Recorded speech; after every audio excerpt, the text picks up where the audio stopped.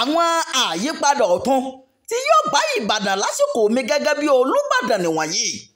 Rasheed Ládọjà ló sọ bẹ́ẹ̀.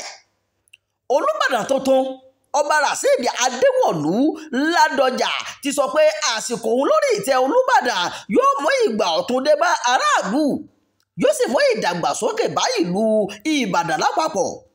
Nínú ìfọ̀rọ̀wérọ̀ kan tó wáyé nínú ilé rẹ̀ nílùú Ìbàdàn ló ti ṣàlàyé ìran rẹ̀ fún ìlú Ìbàdàn lápapọ̀.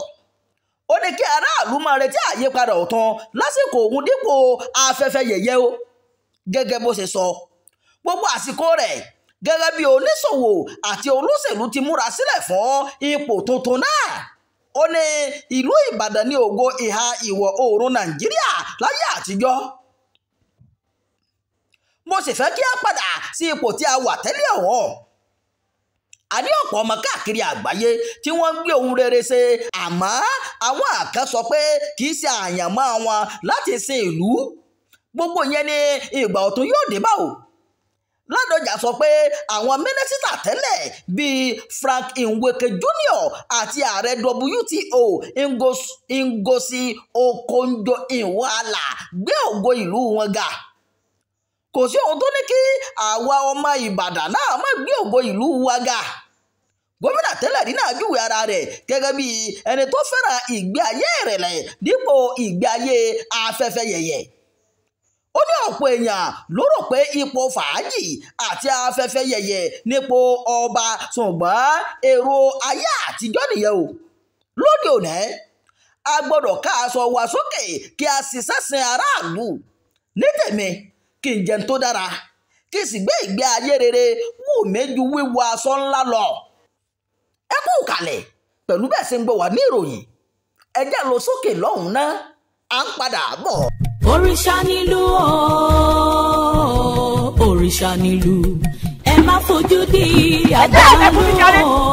Òrìṣà nílùú o, sinimá titun ìlú ó ti jáde wá lórí YouTube.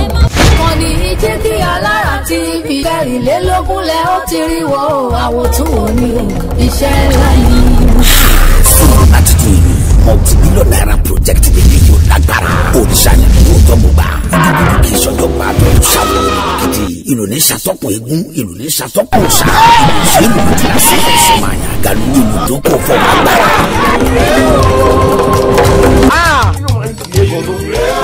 Ó lè jẹ́ láì ṣe pé fún yọ̀ ni. Wọ́n ló dúró lóko. Ọ̀bẹ̀rẹ̀ lóko. Ọ̀bẹ̀rẹ̀ ìdíje àkókò lójú tó òkú adébáfún àjùmọ̀lá gànà tí ó dolóko láì bá tán.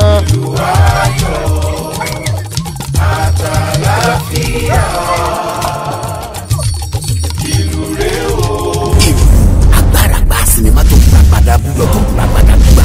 Ó fún lọ́nà láfojú ó yà pẹ́rẹ́gẹ́dẹ́. Ìwọ̀nba ni yẹn ń gbóná mọ́ láì ṣọ́ka. Olówó ayé ẹ̀rọ ra lálákòókò fẹ́fẹ́. Káyọ̀ mọ̀ tìbí ọmọ mú wa ni o. Sinimá titun ìlú ká tó parí ẹ̀ ní lókẹ́sọ̀n ojú rí tó.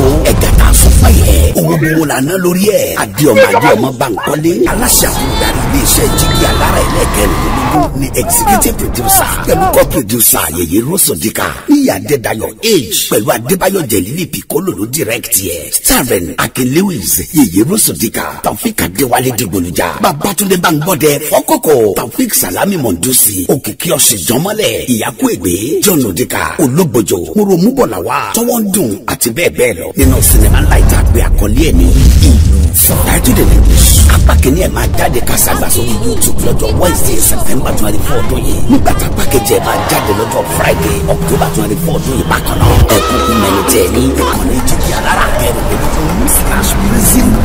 /TV. Ilé ara ní Jígí Alára. Ojúmọ́ kára kan ni gbogbo bá ṣe ń jí dára. Ara la fi ń ṣe. Sinimá titun ìlú lélẹ́yìí o. Ẹ subscribe sórí Jígí Alára 24 kẹ́rìíràn wò. Iṣẹ́ bàbá iṣẹ́ ni àwòrán wò ni ẹ gbà bẹ́ẹ̀.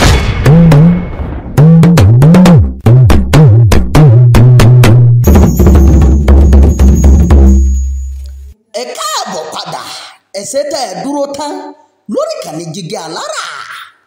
Èyí ni kókó ìpàdé bòókẹ́lẹ́ tí Àtíkù, El-Rufai àtàwọn adarí ẹgbẹ́ ADC míín ṣe l'Àbújá ṣáájú ìbò ààrẹ 2027.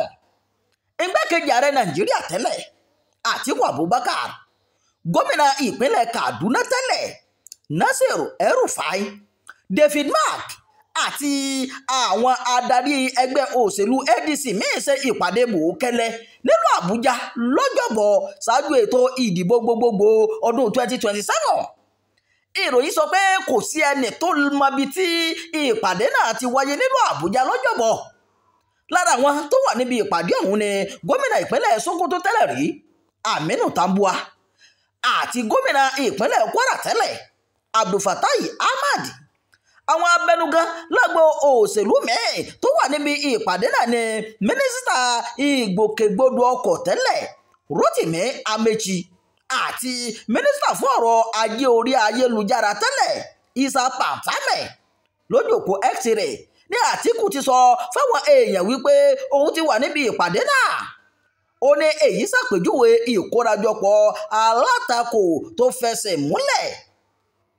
igbákejì ààrẹ Nàìjíríà tẹ́lẹ̀ sọ pé ìpàdé ẹgbẹ́ òṣèlú ADC jẹ́ ìpàdé kan tó tako àwọn alágbára àti olówó tó ń ṣagbátẹrù òṣì àti ètò ààbò tó mẹ́hẹ̀.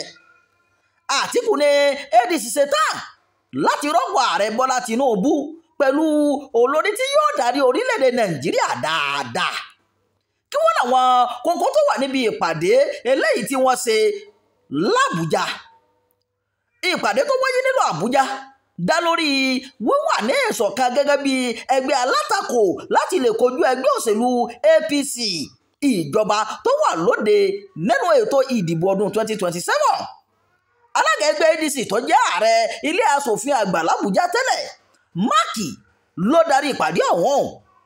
wọ̀nyí ni àwọn kókó tó jẹyọ níbi ìpàdé àwọn abẹnugan ADC nílùú Àbújá gẹ́gẹ́ bí akọ̀wé ìròyìn ẹgbẹ́ náà Bọ́lájí Abdullahi ṣe sọ.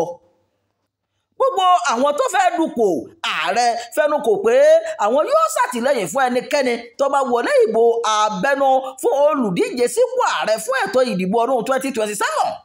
ìka kejì tí wọ́n tún fẹnu kò lé lórí níbi ìpàdé náà ni pé káwọn ọmọ ẹgbẹ́ tó bá sì wà nínú ẹgbẹ́ òṣèlú mẹ́ẹ̀ kọ̀wé kúrò níbẹ̀ kí wọ́n sì kojú mọ́ ADC nìkan. kókó kẹta tí wọ́n fẹnu kò lé lórí níbi ìpàdé ọ̀hún ni pé ìgbìmọ̀ amúṣẹ́yá yóò kéde ìgbà tí ètò ìdìbò abẹ́nú yóò wáyé ṣáájú ìbò gómìnà tó ń bọ̀ nípínlẹ̀ Ọ̀ṣun àti Èkìtì. ọdún 2005 ni wọ́n kọ́kọ́ dá ẹgbẹ́ òṣèlú ADC sílẹ̀, àmọ́ orúkọ tí wọ́n pè nígbà náà ni Alliance for Democratic Change. lọ́dún 2011 ni wọ́n forúkọ ẹgbẹ́ náà forúkọ sílẹ̀ pẹ̀lú àjọ elétò ìdìbò Nàìjíríà INEC. lóṣù keje tó kọjá ni àgbáríjọpọ̀ àwọn olóṣèlú tí wọ́n kọ̀rọ̀ ojú sí ìṣèjọba ẹgbẹ́ APC tó wà lóde kórajọpọ̀ láti inú onírúurú ẹgbẹ́ òṣèlú ní Nàìjíríà tí wọ́n sì darapọ̀ mọ́ ADC. lára àwọn abẹnugan tó ti darapọ̀ mọ́ ADC ni gómìnà ìpínlẹ̀ Ọ̀ṣun tẹ́lẹ̀ Rauf Arẹ́gbẹ́ṣọlá, alága ẹgbẹ́ òṣèlú APC tẹ́lẹ̀ John Odige Oyegun, Dino Melaye, Uche Secondosi àti Emeka Ihedioha. ọ̀pọ̀ èèyàn ló ti sọ pé ó ṣeéṣe kí Àtíkù, Peter Obi àti Amechi wà lára àwọn tí yóò kópa nínú ètò ìbò abẹ́nú ADC fún olùdíje sípò fún ipò ààrẹ ọdún 2027. ìròyìn àjọ fún ti àkókò yìí kò ní jù báyìí lọ. ẹ má gbàgbé láti darapọ̀ mọ́ ìkànnì yìí, ẹ má bá wa kẹ́kà, ẹ má fi èròǹgbà yín sábàlá àríwísí. ẹ kú àmójúbà eré orí ìtàgé tó jáde lórí ìkànnì yìí eléyìí tá pè orúkọ rẹ̀ ní Ìlú. amóhùnmáwòrán kan àtàtà tí aráyé gbọ́. Jígí Alára TV ni wọ́n sọ.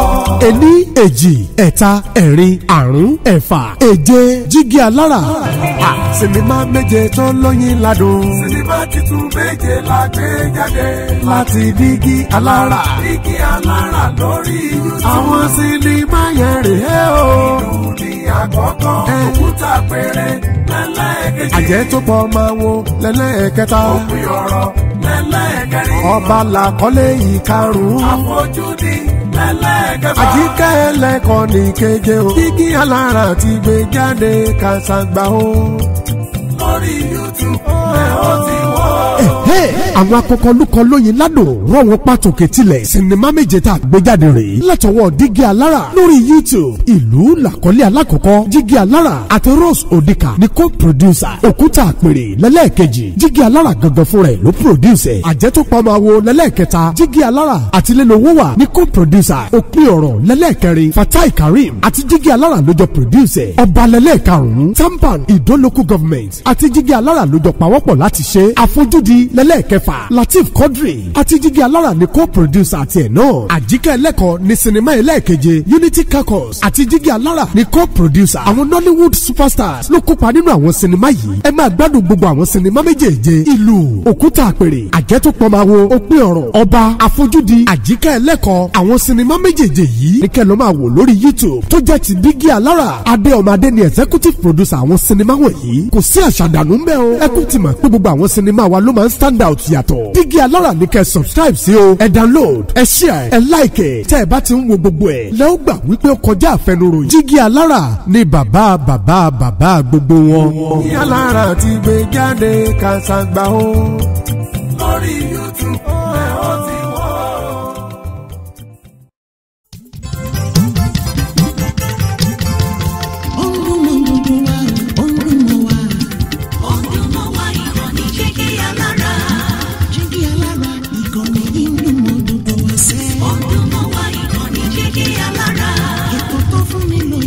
Ètò tó wà ní lọ́yẹ̀ wà ń bẹ̀. Ọdún mọ́ wá ìkànnì Dígí Alára. Ìròyìn lóríṣiríṣi tàbí mọ bó ṣe ń lọ láwùjọ. Ọdún mọ́ wá ìkànnì Dígí Alára. Ìkànnì Dígí Alára. Dígí Alára. Dígí Alára. Dígí Alára. Ìkànnì Dígí Alára 16 bàbá gbogbo.